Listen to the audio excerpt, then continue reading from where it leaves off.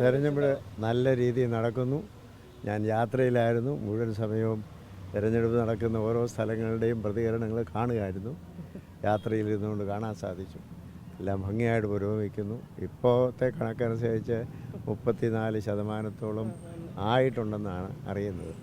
എല്ലാ ജനങ്ങളും വളരെ ആത്മാർത്ഥമായിട്ട് ഈ ഇലക്ഷനെ സംബന്ധിക്കുന്നു എന്നുള്ളതാണ് സന്തോഷം.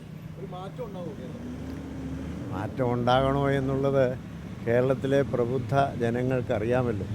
അവർ ഈ കാര്യങ്ങൾ കേന്ദ്രത്തിലെയും കേരളത്തിലെയും ഒക്കെ ഭരണമൊക്കെ കണ്ടുകൊണ്ടിരിക്കുന്നവരല്ലേ. അവർക്കതിനെക്കുറിച്ച് നല്ല ബോധ്യമുണ്ടായി അവർ ആത്മാർത്ഥമായി സഹകരിക്കുമെന്നാണ് എൻ്റെ വിചാരം.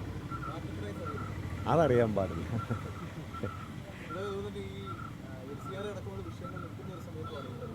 അതെ,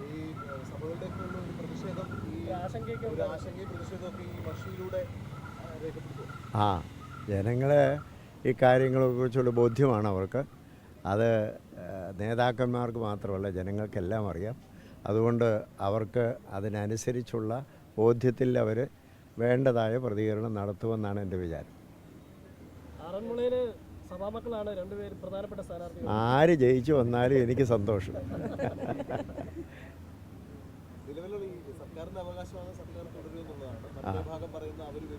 അതെ, ഒരു തെരഞ്ഞെടുപ്പിൽ ജനങ്ങളാണ് രാജാക്കന്മാർ. ഇന്ന് സ്ഥാനാർത്ഥികളെല്ലാം നമ്മുടെ അടിമകളാണ്. രാജാക്കന്മാർ തീരുമാനിക്കട്ടെ ആര് ഭരിക്കണമെന്നുള്ളത്. രാജ്യത്തിന് അത് വലിയ ഒരു തീരുമാനമായിരിക്കും, ജനങ്ങളുടെ തീരുമാനം. ജനായത്വം എന്ന് പറയുന്നത് ജനങ്ങളുടെ തീരുമാനമാണല്ലോ. അപ്പോൾ രാജാക്കന്മാരായ ജനങ്ങൾ തീരുമാനിക്കും ആര് കസേരയിൽ വരണമെന്നുള്ളത്. അത് നമുക്ക് 4-ാം തീയതി കാണാം. അതാ ഞാൻ പറഞ്ഞത്, ജനത്തിനറിയാം എങ്ങനെ പ്രതിഫലിപ്പിക്കണം ഇല്ലയോ എന്നുള്ളത്. ആ ജനം അത് ചെയ്യും.